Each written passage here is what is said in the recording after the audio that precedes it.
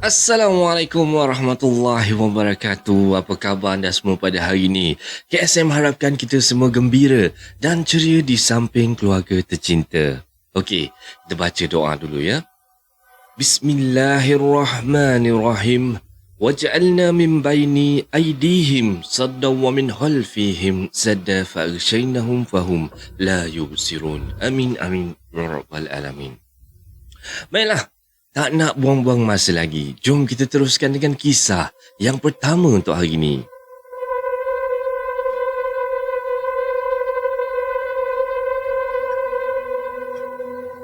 Okey, untuk kisah yang pertama pada hari ini datangnya daripada Amir Syamsul Rizal. Kita terus dengan kisah yang pertama ni. Kisah yang saya nak ceritakan ni adalah kisah yang terjadi pada diri saya sendiri. Dan kisah ni jadi masa saya bermusafir. Waktu tu kan, saya nak pergi ke majlis kenduri kahwin kawan saya dekat Terengganu tau. Nak dijadikan cerita, sebelum saya sampai ke tempat kawan saya tu, saya pun berhentilah sekejap dekat satu stesen minyak ni untuk nak solat lah. Tapi maaflah ya, stesen minyak ni dekat mana? Tak dapatlah saya nak ceritakan dekat sini. Takut nanti orang kata saya buat fitnah pula. Kesian pula pada owner stesen minyak tu nanti kan.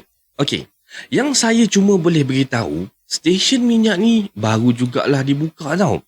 Dekat kawasan yang agak ceruk sikit lah. So, waktu saya sampai dekat stesen minyak tu, memang dah perasan dah. Seorang pelanggan pun tak ada kat situ. Jadi, dah nampak macam tu kan. Niat kita kan nak solat. Saya pun teruslah pergi ke belakang. Pergi ke ruangan solat tu lah. Dekat situ, lagilah tak ada orang kan. Saya pun ambil wuduk dulu sebelum nak masuk ke dalam surau. Waktu saya tengah ambil wuduk tu, tiba-tiba, saya kena tepuk daripada belakang tau. Taklah kuat sangat, tapi berasalah juga ada orang tepuk tu. Dan bila saya pandang belakang, tak nampak ada orang pun. Jadi saya pun buat tak tahu je lah. Bila dah siap saya ambil wuduk tu, saya buat macam biasalah. Nak masuk dalam surau kan. Saya bagi salam dulu. Barulah saya langkah kaki kanan masuk ke dalam surau tu. Saya pun bentang sejadah nak mula solat lah. Tiba-tiba je rasa macam bulu tengkuk saya ni meremang-remang gitu tau. Dalam hati saya, ni mungkin ada benda nak solat sekali lah ni kan. Saya terus cakap macam ni tau. Kalau ada yang nak solat sekali tu, jomlah solat sekali. Tapi aku ni musafir. Aku nak solat jamak takdim ni. Nak ikut solat sekali, jomlah. Saya pun terus angkat takbir, Allahu Akbar. Saya ingat imam terus tau masa tu. Setiap kali saya rukuk dan saya sujud tu, saya rasa tau, memang serius. Saya rasa macam ada benda ikut saya. Apa yang saya buat semua dia ikut tau. Tapi tak adalah masa tu saya ni rasa takut ke apa. Jadi, saya teruskan solat tu macam biasa. Lepas saya dah bagi salam tu, saya pun bangunlah. Dan saya cakap macam ni, tolong komat kejap. Terus, saya dengar ada suara ikamat dekat sebelah kanan saya tau. Masa ni, saya tak toleh pun. Tak toleh pandang belakang pun. Saya pandang depan aja tau. Dah settle kamat tu, saya solat lagi 2 rakaat lah dengan niat jadi imam sampailah saya settle solat tu. Saya siap doa lagi. Dan masa saya doa ni, saya siap dengar lagi dia aminkan tau. Dah siap semua tu, saya pun keluarlah. Sambil saya pakai kasut, saya cakap macam ni Dah, lepas ni tak payahlah ikut aku Aku ni nak jalan jauh ni. Kalau kau nak solat jemaah juga, kau carilah imam lain pula. Aku nak gerak dah. Assalamualaikum. Dan saya pun teruslah bangun, jalan pergi dekat kereta saya. Saya teruskan perjalanan nak ke majlis kenduri kahwin tu. Dan Alhamdulillah bang, benda tu tak mengikut. Saya rasa benda yang solat dengan saya tu, jin Islam lah agaknya. Sekian. Dan ini adalah kisah seram Malaysia yang pertama pada hari ini. Macam mana anda rasa dengan kisah yang macam ni? Solat dengan jin Islam weh. Seram tak seram kan? Siap boleh benda tu kau matkan lagi kan? Betul lah tu. Memang jin Islam lah tu kan? Okey.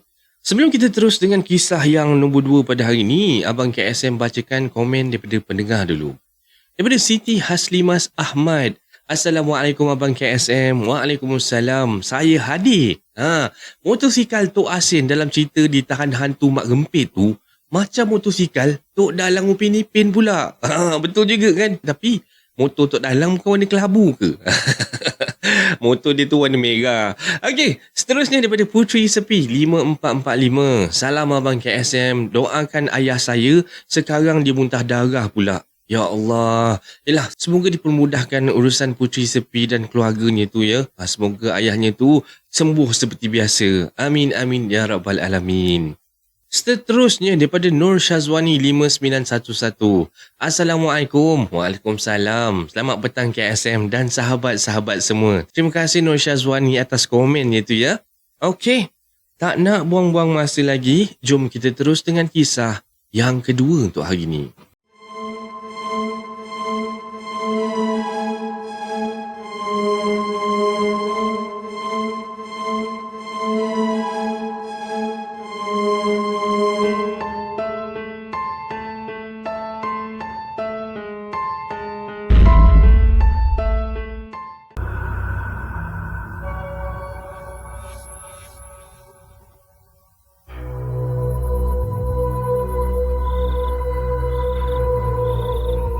Okey, untuk kisah yang kedua ni datangnya daripada Ain Love MFH.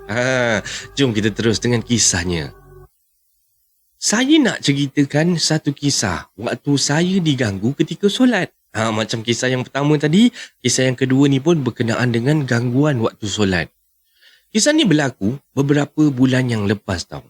Masa tu saya ni baru nak solat maghrib. Dekat rumah saya ni, biasanya anak-anak bujang saya ni, dia akan pergi surau untuk nak solat maghrib.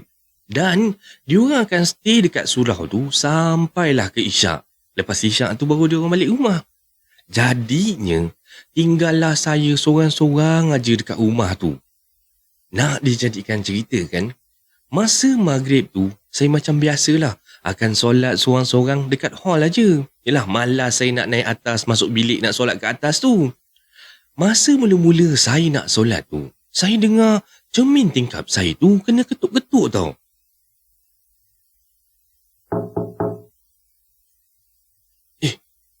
Siapa pula datang maghrib-maghrib ni? Takkanlah ada orang datang pula. Saya memang ingatkan ada orang datang lah. Jadi, saya pun tinggalkan sekejap lah. Saya tak jadi solat dulu. Saya pergi dekat tingkap sliding door tu, saya jenguk. Saya selak langsir tengok, tak ada sesiapa pun kat luar tu. Dan untuk pengetahuan pendengar semua, lampu pos dekat rumah saya tu, bila dah pukul 7 aja, saya memang akan buka dah. So, masa tu memang terang benderang lah kat luar tu. Dan bila saya dah tengok dekat luar tu, tak ada sesiapa. Saya pun abaikan je lah. Saya terus mulakan solat saya balik semula. Tapi kan bang, sepanjang saya solat tu, saya duk dengar je tau. Dekat tingkap saya tu asyik kena ketuk macam tu. Dan bunyinya tu tak adalah kuat sangat. Tapi mengganggu jugalah. Tak khusyuk saya nak solat dibuatnya. Bila dah habis solat tu kan, saya pun pandanglah tingkap. Dan bila saya pandang aja, pelik tau bang. Bunyi tu terus berhenti. Masa ni saya masih macam husnuzon lagi lah. Saya masih okey lagi tau. Saya just anggap yang tu mungkin bunyi cicak lah agaknya. Jadi tak adalah saya nak rasa takut ke apa. So, saya sambung pula tau mengaji. Bismillahirrahmanirrahim. Alif Lam Mim. Annoying betul lah cicak ni. Yang peliknya, setiap kali saya pandang aja dekat tingkap, bunyi tu berhenti bang. Dan bila saya sambung balik mengaji tu, dia bunyi lagi sekali. Dan benda ni jadi macam ni 3-4 kali jugalah. Asal saya ngaji je dia bunyi. Dan bila saya pandang dia senyap kan. Bila saya dah perasan macam ni, rasa seram jugalah. Dalam hati ni dah mula terdetik dah. Ada benda yang nak mengusik ke apa ni kan. Jadi saya terus cakap baik-baik tau. Kau kalau nak tumpang lalulah. Tapi kalau kau nak duduk kat sini, tak payahlah, janganlah. Ini rumah aku. Aku ada anak-anak. Kau janganlah kacau keluarga aku Tempat kau bukan kat sini. Kau pergilah tempat lain. Elok je bang. Lepas je saya cakap macam ni, terus bunyi ketukan tu dah tak ada dah. Saya pun macam pelik jugalah. Saya rasa tak ada pula saya ni belajar ilmu perubatan Islam ke apa. Tapi boleh pula benda tu dengar cakap saya kan. Ataupun lah, mungkinlah benda tu jenis jin yang faham bahasa agaknya. Sekian. Dan ini adalah kisah seram Malaysia yang kedua pada hari ni. Macam mana anda rasa dengan kisah yang kedua ni? Kisah sama juga macam kisah pertama, kena ganggu masa tengah solat tu. Siapa pernah kena ganggu? Kalau bab macam ni, Abang KSM rasa abang pun pernah kena juga tau. Dulu ada sekali tu, Abang KSM ride pergi Latar Kinjang. Latar Kinjang waktu tu abang duduk dekat Ipoh. Jadi ride daripada Ipoh tu pergi Latar Kinjang dengan kawan-kawan lah. So, waktu balik daripada Latar Kinjang tu, abang sampai dekat satu RNR ni, masa tu dah maghrib lah. Time maghrib tu, abang ingat lagi. Abang solat dekat Shell punya surau tau. Surau Shell dekat tepi highway tu lah. Dalam surau tu kan, mak tu awak ambil wuduk tu dekat luar lah kan. Bila masuk dalam surau tu dah lah gelap, tak ada lampu pula tu. Tapi oleh kerana kita ni niat nak buat baik, nak solat kan. Kita pun solat je lah. Okey. Allahu Akbar, solat. Rakaat pertama, okey. Rakaat kedua pun okey. Rakaat ketiga kan, waktu kita duduk tayat akhir tu, tiba-tiba handphone dalam poket ni, dia boleh on sendiri. Lepas tu bunyi angin. Dalam poket ni handphone ni lah kan. Tapi memang meremang-remang jugalah kan. Tiba-tiba je dengar bunyi tu. Macam bunyi. Tiba-tiba je bunyi macam tu. Huru-hara jugalah. Cepat-cepat solat. Habiskan. Terus start motor. Terus gerak je lah balik rumah kan. Itulah kenangan waktu zaman-zaman duduk Ipoh dulu. Okey. Sebelum kita terus dengan kisah yang ketiga pada hari ini, Abang KSM bacakan sikit komen daripada pendengar dulu ya. Daripada Hasnah Muhammad 7658. Assalamualaikum Abang KSM, saya hadir lagi. Waalaikumsalam warahmatullahi wabarakatuh. Seterusnya daripada Laila 8830. Azan tu suara KSM kan? Yang mana satu ceritanya ni? Ada yang suara KSM, ada yang suara tu memang suara sound effect tu Abang ambil. Seterusnya daripada Tommy Sulang. Assalamualaikum Bro KSM. Tommy hadir support channel Bro KSM. Waalaikumsalam. Terima kasih Tommy ya. Okey. Tak nak buang-buang masa lagi, jom kita terus dengan kisah yang ketiga untuk hari ni.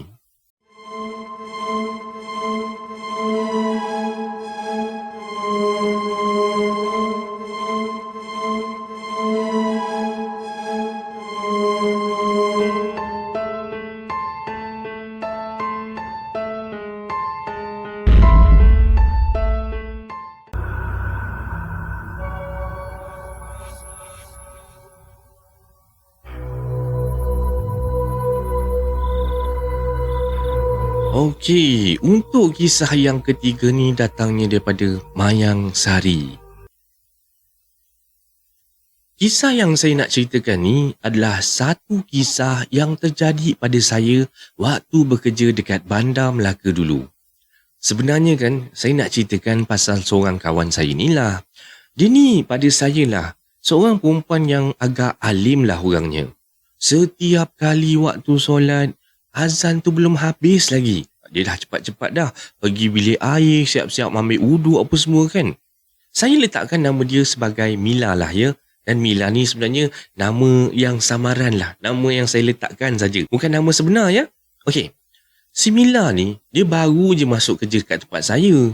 Dan kalau kita sekali tengok, memang daripada segi luaran dia tu lah kita tengok kan. Memang nampak lah. Dia ni perempuan alim lah senang kata. Tudung labuh, gaya-gaya macam ustazah gitu. Tapi, bila dah seminggu Mila kerja dekat tempat saya ni, baru saya perasan bang, yang Mila ni kurang tahu nak berkawan dengan orang. Kurang nak senyum dengan orang. Dan cara dia tu, senang katalah, macam sombong sikit pun ada jugalah. Dia ni macam memilih kawan, dengan tak semua orang tahu dia tegur. Tapi dengan saya, peliknya okey pula. Tak adalah dia masam muka dengan saya ke, nak sombong-sombong dengan saya ke, tak ada tau. Itulah tu, dengan saya elok je dia boleh bersembang kelak ketawa bagai. Tapi kalau dengan kawan-kawan lain, dengan perempuan-perempuan lain, dia akan tarik muka, bercakap pun nak menengking-nengking je gitu. Ada sekali tu, kita orang ajaklah dia makan lunch sama. Tapi dia tak nak ikut. Dia kata dia nak makan dekat office je. Tapi dekat saya dibisik macam ni tau. Aku minta maaf sangat-sangat tau. Aku bukan tak nak makan dengan kau. Tapi itulah, aku tak nak terikut lah dengan diorang tu semua. Jahil diorang tu. Dia boleh kata macam tu bang. Terkejutlah saya kan. Nasib baiklah dia cakap macam tu dekat saya seorang aja. Kalau yang lain tu ada dengar, mesti diorang kecil hati kan. Si Mila ni kan, dia macam anti perempuan yang tak menutup aurat tau gitu. Kalau yang Islam tu tak tutup aurat, dia buat macam tu saya boleh faham lah. Tapi yang bukan beragama Islam pun, dia tak boleh terima juga bang. Jadi, saya pun biarkan ajalah dengan perangai dia macam tu. Yalah dia dah macam tu, saya nak buat apa je. Tapi kan, kalau bagi saya lah, pendapat saya lah, jahil ataupun tak tu bukannya kita yang tentukan. Semua tu kan pada Allah. So, bila dah lama sikit Mila ni kerja dekat tempat saya, perangai dia yang terlalu baik melampau-lampau sangat ni makin menjadi-jadi pula bang. Sampaikan dia dah berani sound tu, dah tak ada tapis-tapis lagi. Setepek-setepek depan muka dia bagi tau. Depan orang ramai pula tu. Korang bayangkanlah perangai dia macam mana kan. Saya tahu sebenarnya apa yang dia cakap tu memanglah betul. Tapi kan kalau kita nak nasihatkan orang, janganlah sampai jatuhkan air muka orang. Pernah sekali tu kan, dia sound macam mana tau. Weh, korang nak masuk ke neraka ke apa? Solat lah, solat. Dah nak masuk waktu dah ni. Dia cakap tu, satu pejabat boleh dengar bang. Terus terang saya katakan, dekat tempat kerja saya ni, memanglah ramai staf-staf perempuan Islam yang tak pakai tudung. Tapi diorang tu taklah kata tak solat langsung bang. Sebelum-sebelum ni, bila diorang nampak saya bangun nak pergi solat tu, diorang pun akan ikut juga pergi solat sama-sama dengan saya kan. Tapi bila dah kena sound-sound dengan Mila macam tu, terus diorang tak nak pergi lagi tau. Pernah sekali tu kan, si Mila ni boleh tepuk meja kawan saya bang. Pam! Punyalah kuat dia tepuk tu, sampai saya ni pun terkejut sekali tau. Engkau ni kan, nama je Islam. Datang kerja tak tutup aurat. Baik kau telanjang ajalah. Dah, tak payahlah kau sibuk-sibuk nak solat sangat. Solat orang macam kau ni, Tuhan tak terima lah. Saya yang dengar ni bang, berdesing-desing telinga saya tau. Saya lah yang pergi pujuk kawan saya tu kan. Ada satu hari lagi kan, masa tu, ini kali pertama dia sound saya tau. Hari tu saya uzur tau. Si Mila ni, dia datang dekat meja saya, dia cakap macam ni. Itulah kau, berkawan lagi dengan orang jahil kan? Tengoklah, engkau pun dah sama je dengan diorang tu semua kan?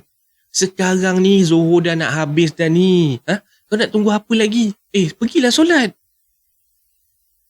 Walaupun cara Mila cakap dengan saya tu taklah menjerit-jerit, tapi cukuplah orang kat sebelah-sebelah saya ni dengar juga. Saya pula masa tu tak naklah malukan dia kan. Dan saya cuma tunjuk isyarat je lah. Saya tunjuk isyarat jari kelingking tau. Bagi orang yang kerja dekat office saya ni lah, kalau ada masalah perempuan, kita orang akan lebih suka tunjuk jari kelingking aja. Yelah, malulah nak cakap kuat-kuat kan pasal benda ni. Terus si Mila ni kan, dia terdiam, dia jalan, terus pergi balik semula dekat tempat dia. Saya pun tak tahulah nak cakap macam mana benda ni. Tapi, masa tu, dia dah sampai dekat tempat dia tu kan. Saya nampak macam ada satu makhluk tau. Duk tengah berdiri dekat sebelah dia, tengah usap-usap kepala dia tu. Cepat-cepat saya bangun, saya pergi dekat Mila. Saya tanya dekat dia tau. Mila, engkau ni okey ke tak ni? Kau ada apa-apa masalah ke apa? Jahil. Semua jahil. Tu. Semua ahli neraka kau tahu tak? Panas betul lah aku dengan orang tak solat ni. Sudahlah. Aku nak berhenti kerja lah. Esok aku hantar surat. Pergi matilah korang semua. Tersentak saya bang. Tiba-tiba je dia cakap macam tu kan. Kita ni niat nak menolong dia. dah kena sound macam tu, siapa yang tak sakit hati?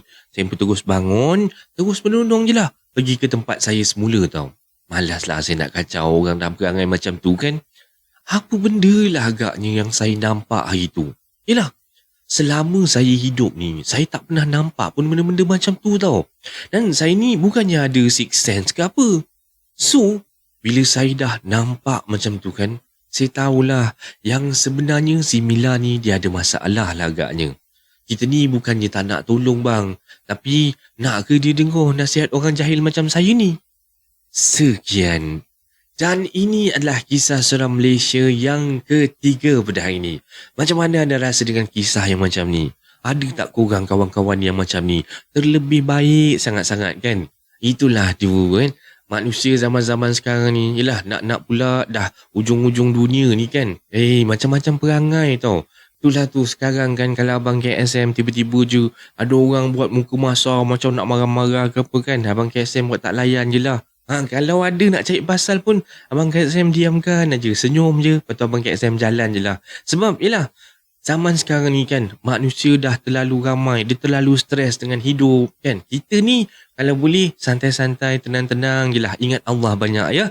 Okey, sebelum kita terus dengan kisah yang terakhir untuk hari ni, Abang KSM bacakan dulu komen sikit ya. Daripada Muhammad Fazil MFR. Assalamualaikum bos. Awak orang Johor ke? Ya saya orang Johor tuan. Okey, seterusnya daripada Sahilan Han Samsudin. Harap kisah seram Malaysia dapat collab dengan saudara Casey Champion. Podcast Malam Seram daripada Singapura tu. Bukannya Abang KSM tak nak, takut Abang Casey kita tu je yang tak nak kan. Sebab kita ni siapalah. Lagi satu, macam mana nak kontak Abang Casey tu? Kalau ada beritahu kat KSM lah ya. Terima kasih Sahilan atas cadangannya tu ya. Menarik sangat-sangat cadangannya tu. Seterusnya daripada Amirul Izzat Syahairi. Assalamualaikum dari Dungun Terengganu hadir. Terima kasih Amirul ya, terima kasih banyak-banyak. Dan terima kasih juga pada anda semua yang sudi komen dekat channel KSM ni. Mana yang Abang KSM tak bacakan tu, macam biasalah, insya-Allah Abang KSM akan reply satu persatu. Okey, tak nak buang-buang masa lagi, jom kita terus dengan kisah yang terakhir untuk malam ni.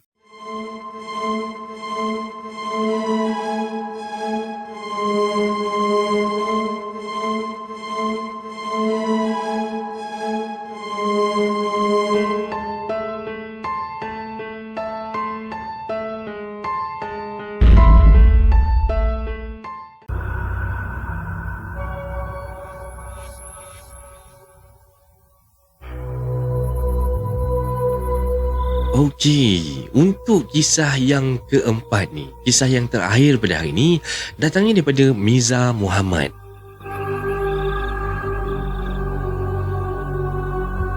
Siapa yang pernah tinggal dekat asrama tu, mesti ada cerita masing-masing kan.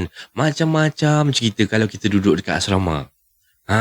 Sama jugalah dengan saya ni. Tapi sebetul benarnya, saya ni tak berapa percaya sangat dengan benda-benda macam ni.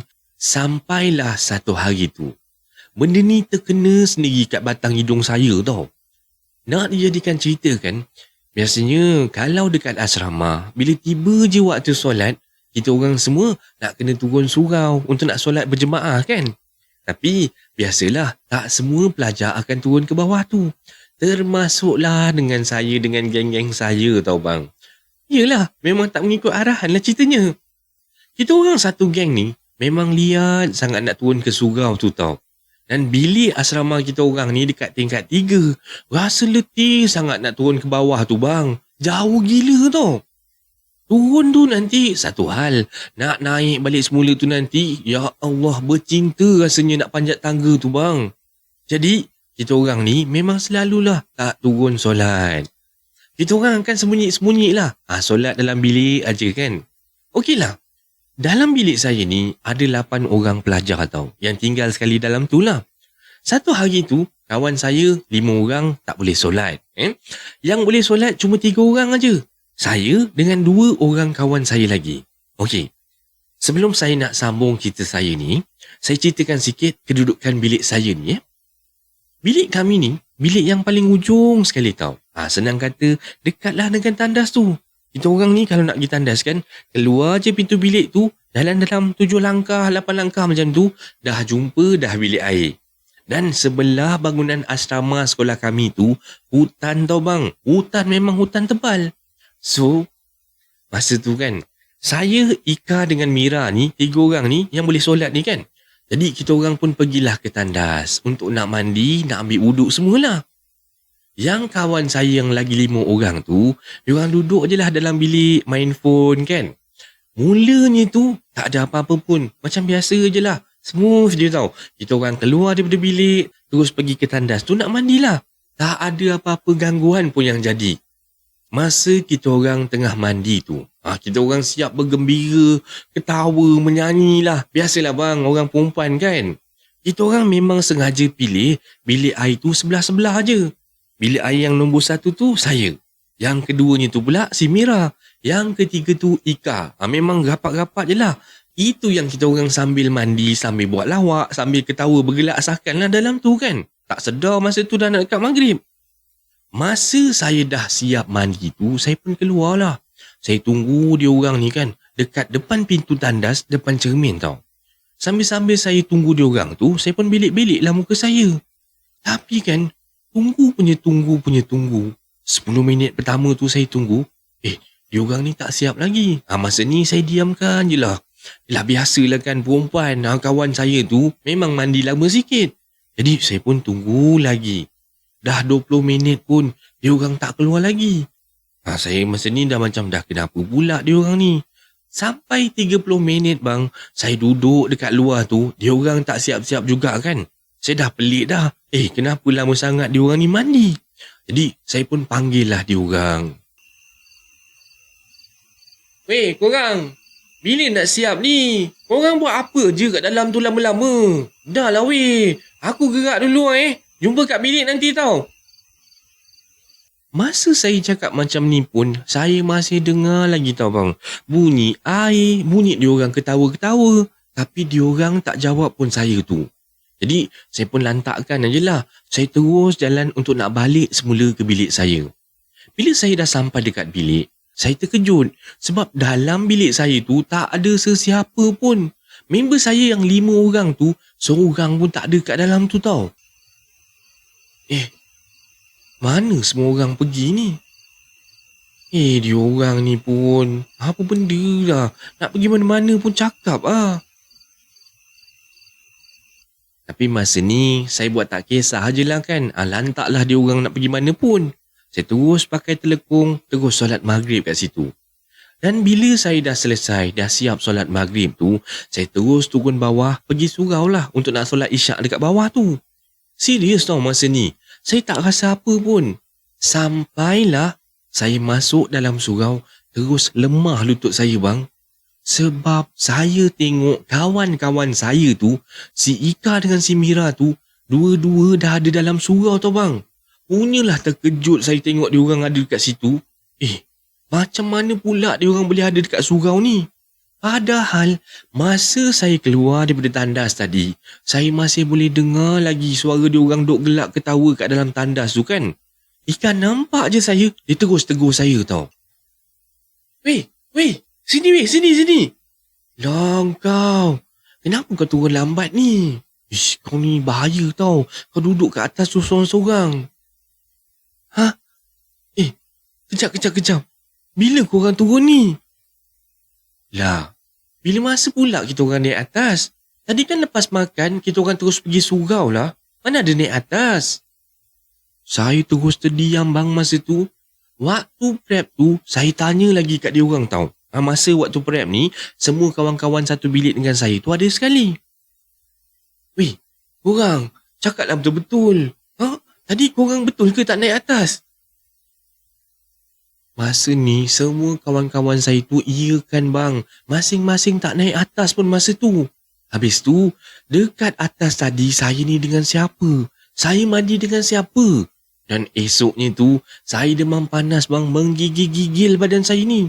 Dan sebab tu jugalah, saya keluar daripada asrama. Sekian. Dan ini adalah kisah seram Malaysia yang terakhir untuk hari ini. Semoga anda semua terhibur dengan kisah-kisah yang Abang KSM sampaikan. Abang KSM nak minta ampun, nak minta maaf. Kalau tadi tu Abang KSM ada tersilap kata ataupun terkasar bahasa ke, harap sahabat semua dapatlah maafkan abang ya. Mana yang belum like tu, tekanlah button like tu dulu. Mana yang belum subscribe tu, tekanlah button subscribe tu. Jomlah support channel KSM ya. Kita kan geng. Dengan ini berakhirlah sudah kisah seram Malaysia untuk hari ini. Jumpa lagi esok pada pukul 4 petang. Terima kasih semua. Assalamualaikum.